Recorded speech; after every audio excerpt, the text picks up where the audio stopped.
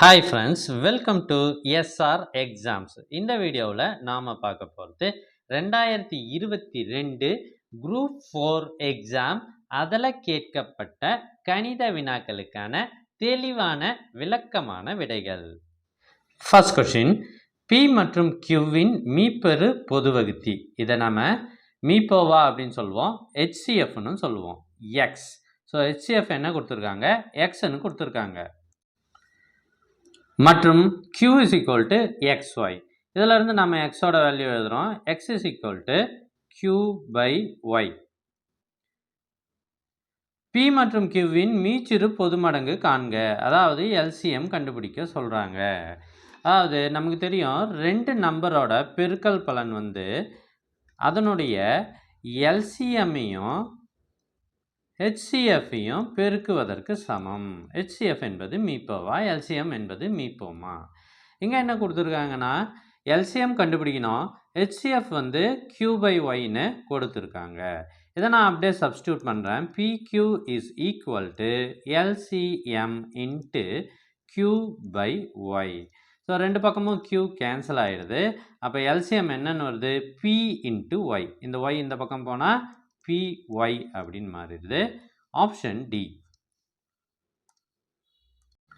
Second question, 15% ஆண்டு வட்டியில் 3 ஆண்டுகளுக்கு கிடைக்கும் கூட்டு வட்டிக்கும் தனி வட்டிக்கும் இடையே உள்ள வித்தியாசம் 1134 எனில் அசல் காண்க.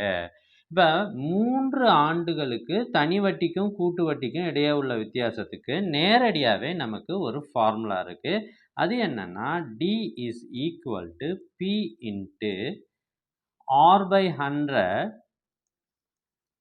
whole square into 3 plus R by 100. So இதுதான் அந்த ஃபார்முலா. இது நல்லா ஞாபகம் வச்சுக்கோங்க. இது மாதிரி கேள்விகள் கேட்பாங்க. இப்போ D என்னென்னா டிஃப்ரென்ஸு, அதை கணக்கிலே கொடுத்துட்டாங்க. அசல் தான் கண்டுபிடிக்க சொல்கிறாங்க, அது P. இது R is equal to 15%, N is equal to 3. இதை எடுத்து நாம் சப்ஸ்டியூட் பண்ணுறோம். 1134 is equal to P கண்டுபிடிக்க போகிறோம். 15%தால் 15 போட்டுக்கிறேன். இது ஸ்கொயர்னா 2 தடவை போட்டுக்கிறேன். 15 by 100 இன்ட்டு 3 + 15 by 100. ஸோ இதை நாம் அடுத்து சுருக்கி போட போகிறோம். 3 5 வரும், 25 100. அதே மாதிரி இங்கேயும் இது LCM எடுத்து நம்ம கூட்டி போடுவோம். That is equal to P into 3 by 20 into 3 by 20. இதை சுருக்கி போட்டோம்னா 63 by 20ன்னு வருது. ஸோ இதிலிருந்து பியோட வேல்யூவை நம்ம கண்டுபிடிச்சோம்னா நமக்கு எக்ஸாக்டாக 16,000 அப்படின்னு வருது. Option A is the correct answer. அடுத்த கேள்வி ஈஸியான கேள்வி. ஒரு செவ்வகத்தின் நீளம் கொடுத்துருக்காங்க, அகலம் கொடுத்துருக்காங்க. இது ரெண்டுத்துக்கும் பரப்பளவு என்னன்னு கண்டுபிடிக்க சொல்கிறாங்க. இந்த எக்ஸோட மதிப்பு 20ன்னு கொடுத்துட்டாங்க. அப்போ நீளம் என்னவா இருக்கும், 3 20 60, 62ன்னு வரும். அகலம் 58ன்னு வரும். ஸோ பரப்பளவு A is equal to L into B. 62யும் 58யும் பெருக்குனா 3596. Option A. இரண்டு பகடைகள் ஒரே நேரத்தில் உருட்டப்படும் பொழுது இரண்டிலும் ஒரே முகம் அல்லது கூடுதல் 4 கிடைக்க நிகழ்தகவு என்ன அப்படின்னு கேட்குறாங்க. இப்போ ஒரே முகம் கிடைக்கும் அப்படின்னா மொத்தமாக 36 நிகழ்வுகள் நடக்கும் அப்படின்றது நமக்கு தெரியும். ரெண்டுத்துலேயும் ஒரே முகம் இருக்கணும்னா ரெண்டுத்துலேயும் 1,1, அதே மாதிரி இதுலேயும் 2, அதுலேயும் 2ன்னு இருக்கணும். 2,2, 3,3, 4,4, அடுத்து 5,5, 6,6. இதெல்லாம் அமையும். ரெண்டுத்துலேயும் ஒரே முகம் அல்லது கொடுத்துட்டு கூடுதல் 4 கிடைக்கணும். ஸோ அப்படி இரண்டு பகடைகளை உருட்டும் பொழுது கூடுதல் 4 கிடைக்கணும்னா 1,3, இதை கூட்டினா 4 வருது. அடுத்து 2,2 கூட்டினா 4 வரும். அது ஏற்கனவே இங்கே இருக்குது, அதை விட்டுடுறோம். அடுத்து 3,1. ஸோ இதுதான் 4,லாம் போகாது. மொத்தமாக இந்த வாய்ப்புகள் நமக்கு கிடைக்கும். மொத்தமாக எத்தனை இருக்குது பாருங்கள். நமக்கு நிகழ்ச்சியில் 8 இருக்குது. மொத்தத்தில் 36. So 8/36 that is equal to 2/9. Option D. Kalamani, Kala மற்றும் வாணி இருவரும் நண்பர்கள். இன்று எனது பிறந்த நாள் என கலா கூறினாள். வாணியிடம் உனது பிறந்த நாளை எப்போது கொண்டாடுவாய் என கேட்டாள். அதற்கு வாணி, இன்று திங்கட்கிழமை நான் என்னுடைய பிறந்த நாளை 75 நாட்களுக்கு முன் கொண்டாடினேன் என பதிலளித்தாள். வாணியின் பிறந்த நாள் எந்த கிழமை வரும்? அதாவது இன்னைக்கு திங்கட்கிழமை 75 நாளுக்கு முன்னாடி ஒரு நாள் கொண்டாடினா அது என்ன கிழமை, அவ்வளோதான் கேட்குறாங்க. இப்போ 75 நாள்னு கொடுத்ததால 75 நாம் எதால் வகுப்போம்? 7ஆல் வகுப்போம். நமக்கு தெரியும் 7 70 மீதி 5. ஸோ இதை எழுதிக்கிறோம்.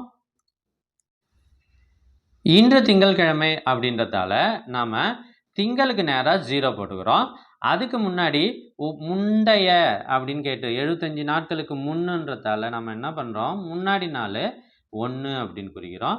அதுக்கு முன்னாடி நாள் ஞாயிற்றுக்கிழமைக்கு முன்னாடி நாள் சனிக்கிழமை, அது 2. அதற்கு முன்னாடி நாள் 3. அதற்கு முன்னாடி நாள் 4. அதற்கு முன்னாடி நாள் 5. 5 என்பது புதன்கிழமையில் வருது. ஏன் சார் 5ல் நிறுத்துனீங்கன்னா இங்கே மீதி 5 வந்திருக்கு. இதை எடுத்து தான் நம்ம கணக்கு போடணும், ஈவு வச்சு போடக்கூடாது. ஸோ 75வது நாள் புதன்கிழமை சரியான விடை. அடுத்த கேள்வி, ஒரு மிகப்பெரிய 5 இலக்க எண்ணை 3, 5, 8 மற்றும் 12ஆல் வகுக்கும் பொழுது கிடைக்கும் மீதி 2 எண்ணில் மிகப்பெரிய 5 இலக்க எண் ஆனது அப்படின்னு கேட்டிருக்காங்க. ஒரு எண் இருக்கு, அந்த எண்ணை நம்ம 3, 5, 8 மற்றும் 12ஆல் வகுத்தா மீதி 2 வரணும். அதுதான் அப்படிப்பட்ட மிகப்பெரிய 5 இலக்க எண் என்னன்னு கேட்குறாங்க. இது நம்ம ஆன்சர்லேருந்தே நம்ம கண்டுபிடிச்சிடலாம். கொடுத்துருக்கிற ஆப்ஷன்லேருந்தே நாம் இதுக்கு ப்ராப்பராக கணக்கு போட்டோம்னா தட் வில் டேக் டைம். அதனால் இதில் ஒவ்வொன்றுத்துலேயும் 2 கழித்து எழுதுங்க. ஏன்னா மீதி 2ன்னு வருது. இந்த நம்பருங்கள்லேருந்து நான் என்ன பண்ணிட்டேன், 2 2 கழித்து எழுதிட்டேன். இப்போ இது 3ஆலும் 5ஆலும் 8ஆலும் 12ஆலும் வகுப்படணும். நம்ம முதல்ல 5 எடுத்துக்குவோம். ஒரு எண் 5ஆல் வகுப்படணும், இல்லை 5இன் மடங்கு அப்படின்னா அது 5ல் முடியணும், இல்லைன்னா 0வில் முடியணும். நீங்கள் 5ஆம் வாய்ப்பாடு சொல்லி பார்த்தீங்கன்னா தெரியும். 1 5 5 2 5 10 3 5 5 அப்படின்னு இந்த 2 நம்பரில் தான் முடியும். அப்போ பாருங்கள், இதுவும் இதுவும் ஆன்சர் கிடையாது. இப்போ 3ஆம் வாய்ப்பாட்டால் மீதி இருக்கிற 2 நம்பர் வகுப்படுமா அப்படின்னு செக் பண்ணுறோம். அப்படி செக் பண்ணணும்னா எப்படி செக் பண்ணுவோம்? 3ஆம் வாய்ப்பாட்டால் வகுப்படும்னா இலக்கங்களை கூட்டுவோம். அதாவது சம் ஆஃப் த டிஜிட்ஸ் 3இன் மடங்காக இருக்க வேண்டும். 3 அல்லது 3இன் மடங்காக இருக்க வேண்டும். அதுக்கு என்ன பண்ணுவோம்? 3இன் மடங்குகளை நாம் அடிச்சிடலாம். இப்போ 9 3இன் மடங்கு, இதெல்லாம் அடிச்சிடுறோம். மீதி இருக்கிற எண்களை கூட்டுவோம். அப்படி கூட்டினா நமக்கு 7ம் 0வும் கூட்டினா 7ன்னு வருது. ஸோ 7 3இன் மடங்கு கிடையாது. அப்போ இதை செக் பண்ணுவோமா? அதே மாதிரி 9எல்லாம் அடிச்சிடுறேன். 6ம் 3இன் மடங்கு தான், மீதி 0 வருது. அப்போ 0 அல்லது 3இன் மடங்காக வந்ததுன்னா அந்த எண் 3ஆல் வகுப்படும். ஸோ 3ஆலையும் 5ஆலையும் இந்த எண் மட்டும்தான் வகுப்படும். அதனால் ஆப்ஷன் டி. இது மாதிரி ஆன்சர்லேருந்தே நம்ம ஈஸியாக கண்டுபிடிச்சிடலாம். அல்லது இதுக்கு மீசிமா எடுத்து போடுற மெத்தட் இருக்குது, அது ரொம்ப டைம் எடுத்துக்கும்.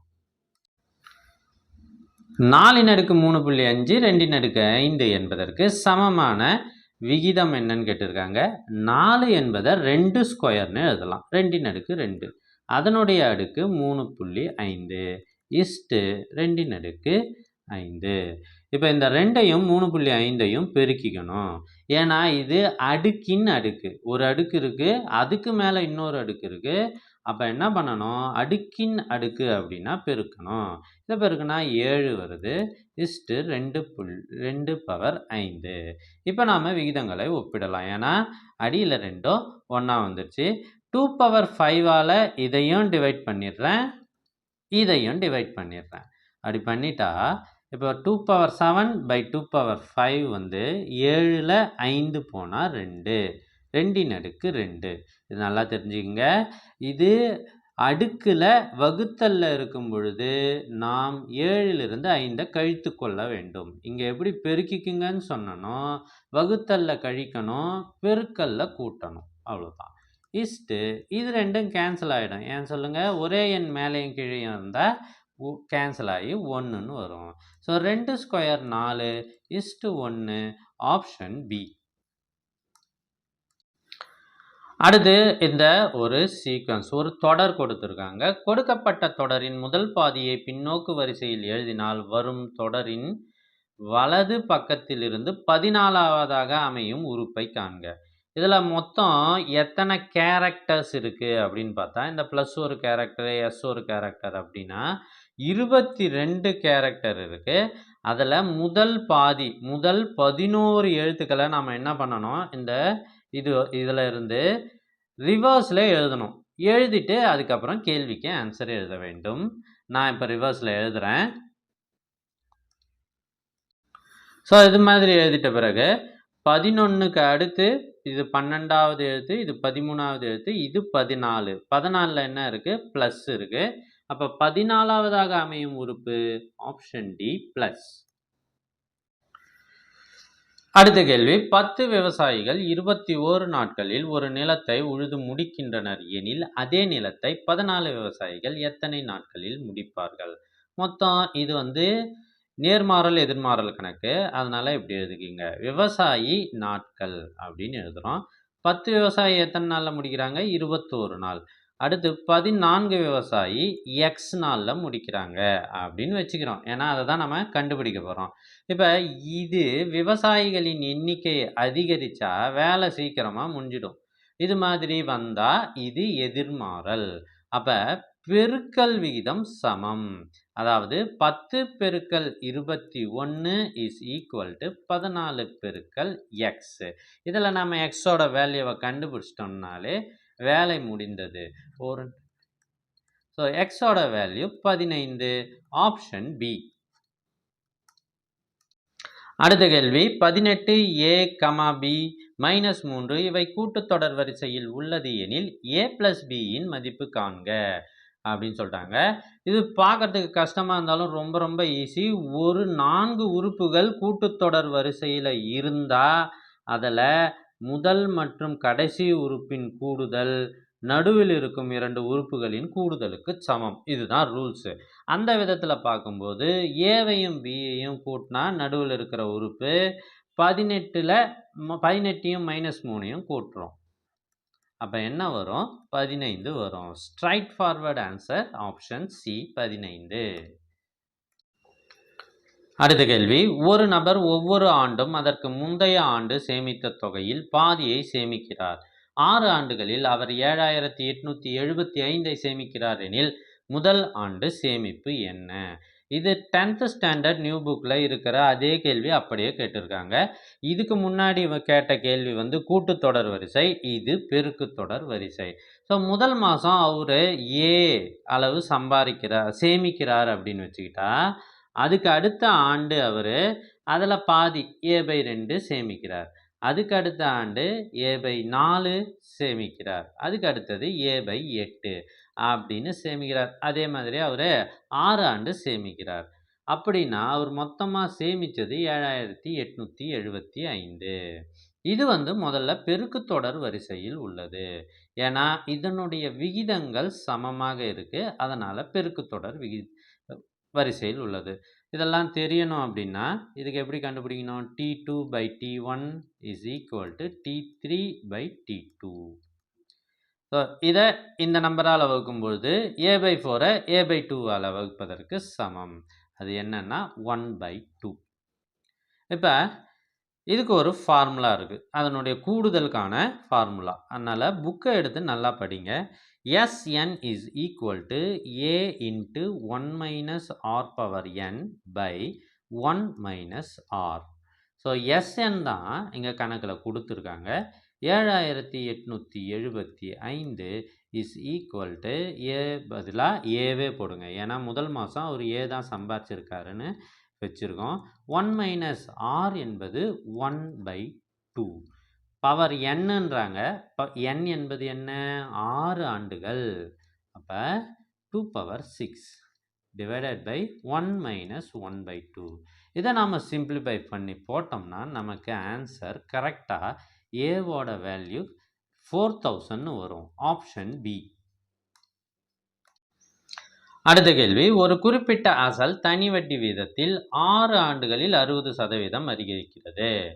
6 ஆண்டுகளில் 60% வட்டி கிடைக்குது அப்படின்னா ஒரு ஆண்டுக்கான வட்டி 10%. Very easy.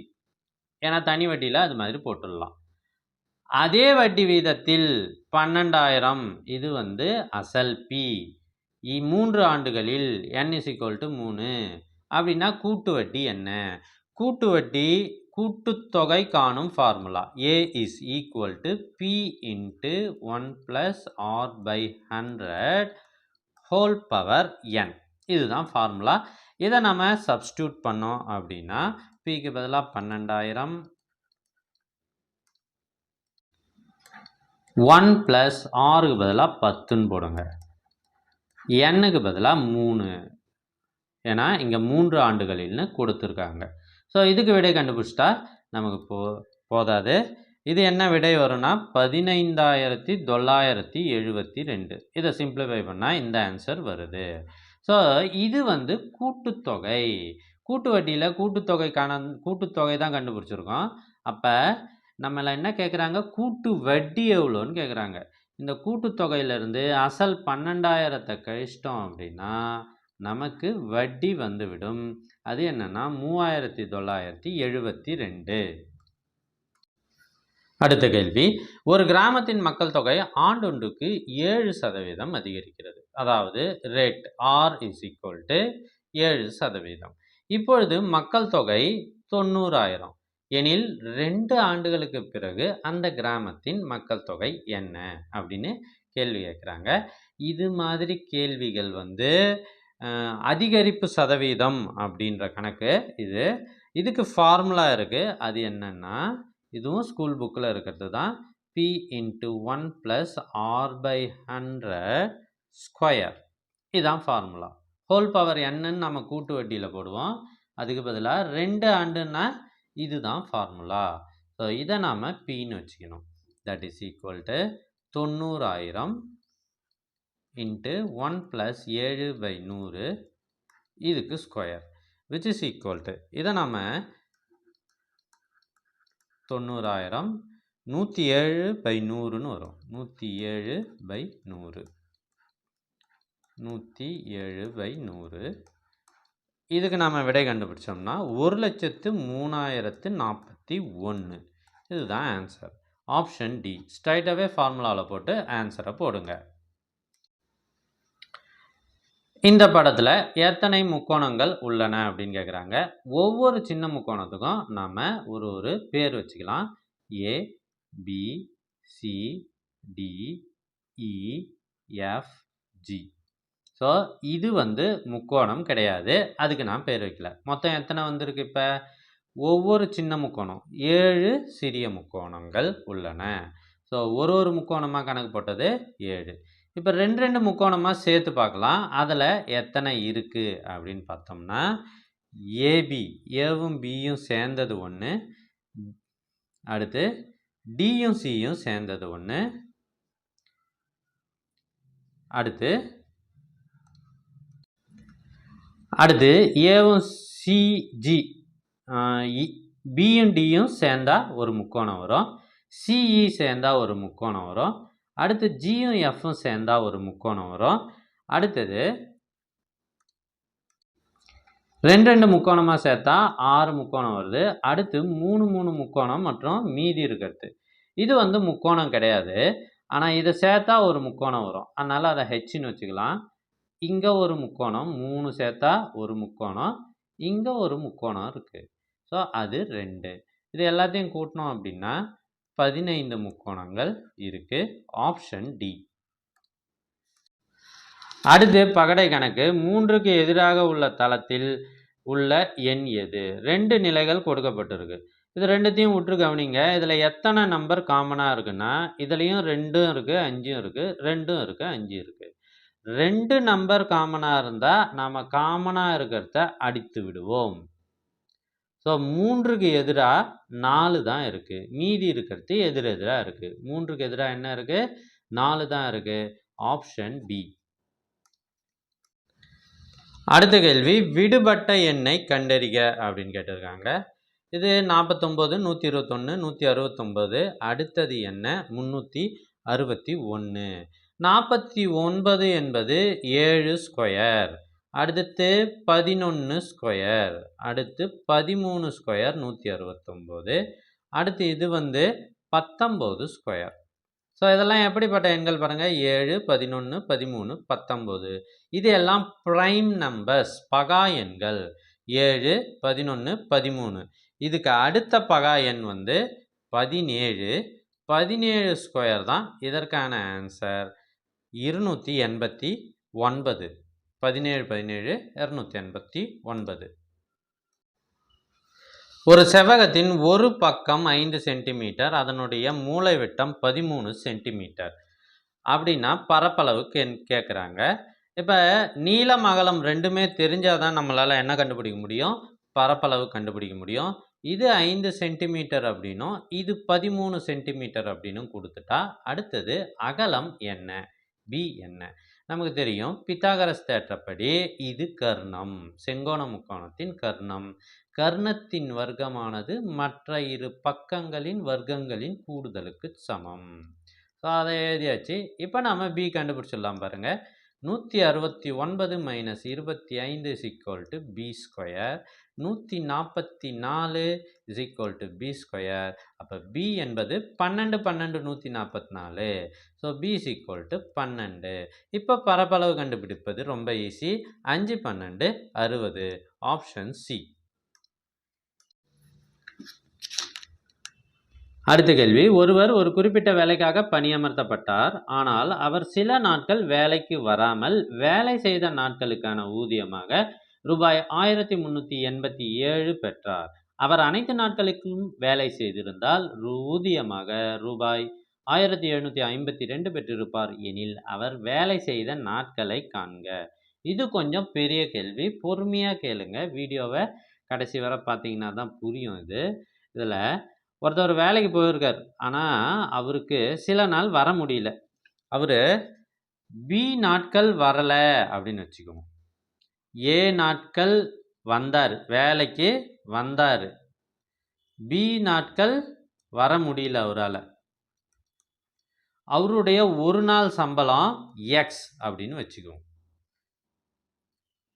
அவர் அனைத்து நாளும் வேலை செய்திருந்தால் 1782. அவர் ஏ நாள் மட்டும் வேலை செஞ்சதால் அவருடைய சம்பளம் ஏ இன்ட்டு எக்ஸ்.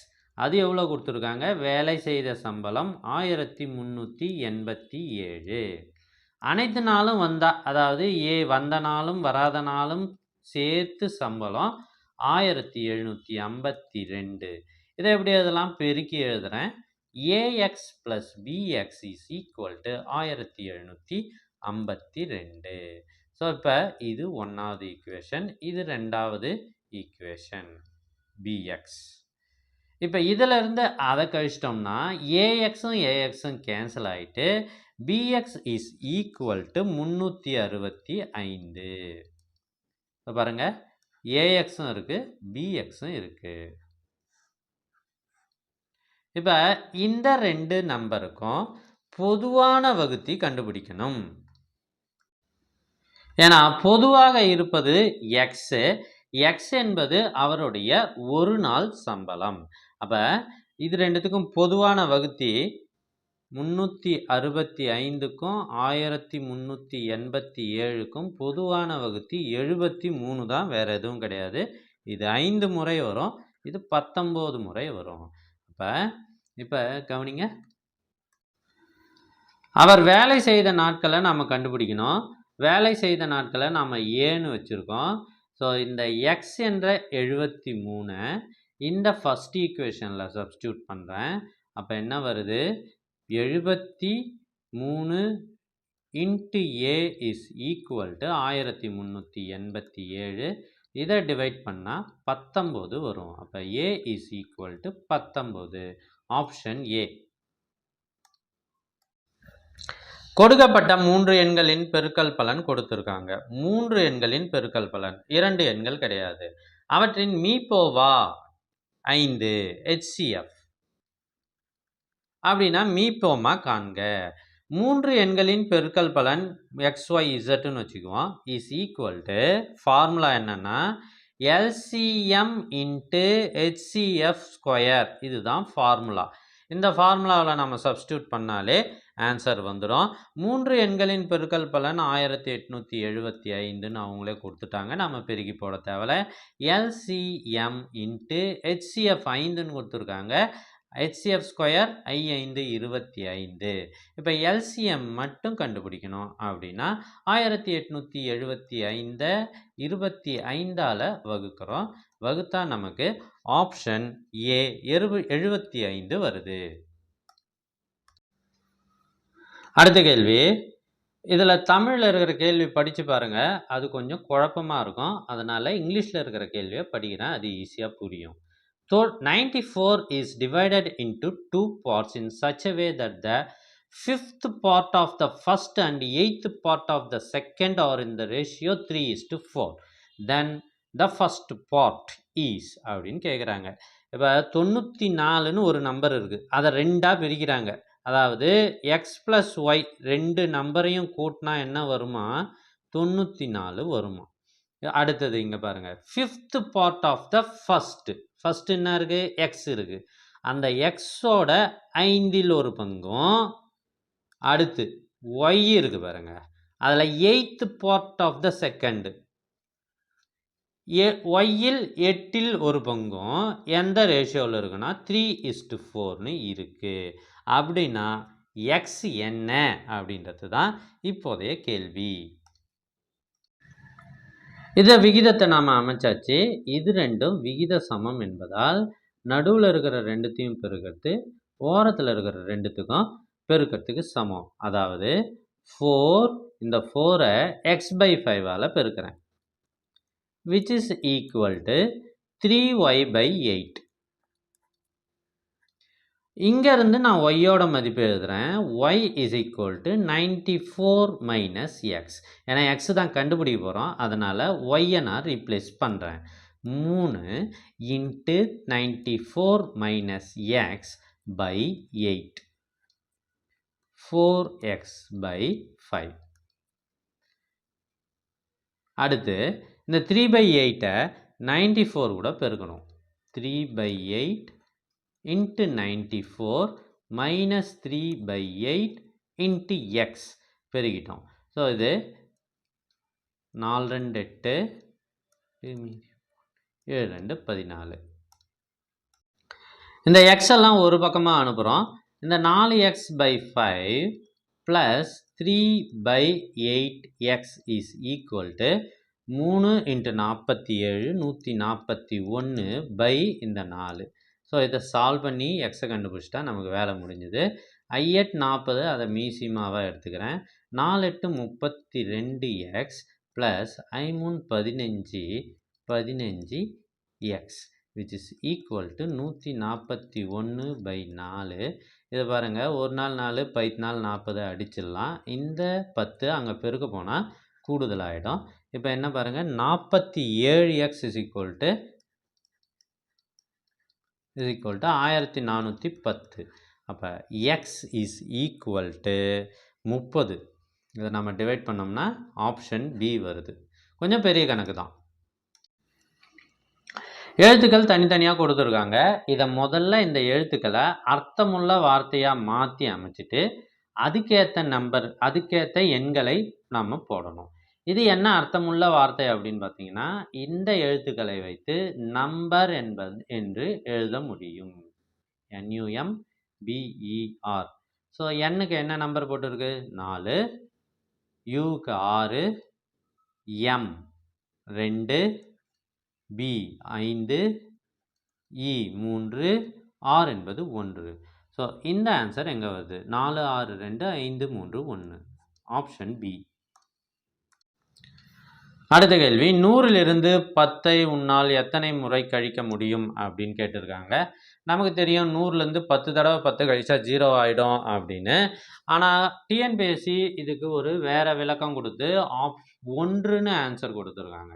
அது என்ன விளக்கம் அப்படின்னா 100லிருந்து ஒரு தடவை 10 கழிச்சிட்டோம்னா 90 ஆகிடும். அதுக்கு அடுத்த தடவை 10 கழிச்சிட்டா நாம் 90லேருந்து தான் கழிக்கிறோம், 100லிருந்து கழிக்கலை அப்படின்னு சொல்லி ஒரு தடவை தான் கழிக்க முடியும்னு சொல்லியிருக்காங்க. அதனால் ஏ 1. இது பற்றி உங்களுடைய கருத்துக்களை மறக்காமல் கமெண்டில் பதிவிடவும். எங்ககிட்ட கடந்த 8 ஆண்டுகளில், அதாவது 2011லிருந்து 8 set previous year original question paper TNPSC group 4 question paper 8 set இருக்குது. இதில் எல்லா சப்ஜெக்டும் இருக்கும். 8 செட்டும் தமிழ் உட்பட இருக்குது. ஒரிஜினல் கொஷின் பேப்பர், அதற்கான ஆன்சர்ஸும் மார்க் பண்ணியிருக்கோம். இந்த 8 செட்டு கொஷினும் உங்களுக்கு வேண்டும் அப்படின்னா ஸ்க்ரீனில் தெரிகிற இந்த நம்பருக்கு 9486816865 என்ற எண்ணுக்கு தொடர்பு கொண்டு பெற்றுக்கொள்ளுமாறு கேட்டுக்கொள்ளப்படுகிறீர்கள். இது எல்லாமே பிடிஎஃப் ஃபார்மில் இருக்குது. ஆன்சரும் குறிக்கப்பட்டுள்ளது. அடுத்த கேள்வி, முகேஷ் ஒரு நாளில் 7ல் 2 பங்கு வேலையை முடிக்கிறார் அப்படின்னா எத்தனை நாட்டில் அந்த வேலையை முடிப்பார்? இது ரொம்ப சிம்பிள். இதை அப்படியே தலைகீழாக போடுங்க, அதுதான் ஆன்சர். ஸோ இதை 3×6 இது தகா பின்னம், கலப்பு பின்னமாக மாற்றுறேன். மீதி 1/2 3½ நாட்களில் முடிப்பார். Option B. இன்னும் 2 கேள்விகள் தான் இருக்குது. அதுக்கு முன்னாடி இதுவரை நம்ம சேனலை சப்ஸ்கிரைப் பண்ணலைன்னா மறக்காமல் சப்ஸ்கிரைப் பண்ணுங்கள்.